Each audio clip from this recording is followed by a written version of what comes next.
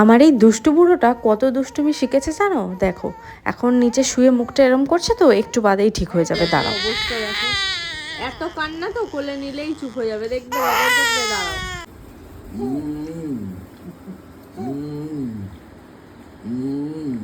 দেখলে কেমন ম্যাজিক, কেঁদে ফুপিয়ে গেছে। এদিকে যেই কোলে নেওয়া হবে, হাঁটা হবে, ওকে একটু ঘোরানো হবে, অমনি মহারাজ চুপ করে শুয়ে থাকবে, গল্প শুনবে, হাসবে, খেলবে, কত কিছু করবে।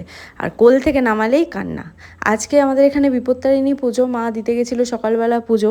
এবারে আর 13 রকম ফুল 13 রকম ফল নিতে পারেনি। তিল্লুর কাজকর্ম করে যা বাড়িতে হাতের সামনে ছিল সেই ফল দিয়েই পুজো দিয়েছে। দিনের বেলা বাড়ির সামনে এই বাচ্চাগুলো সব খেলাধুলা করে, টিল্লুকে একটু বাইরে নিয়ে এলে ও ওদেরকে একটু দেখে, নিজেও মজা পায়।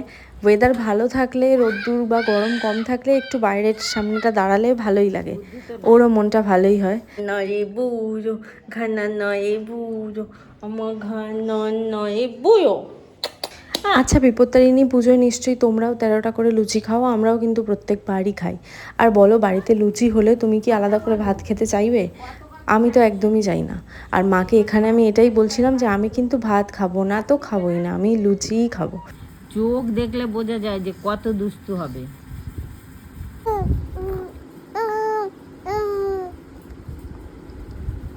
অনেকবার না করেছে মা, আমার নাকি অ্যাসিড হয়ে যাবে, দুপুরবেলা ভাত খাই, কিন্তু না, বাড়িতে লুচি হয়েছে, আমি তো লুচি খাবো।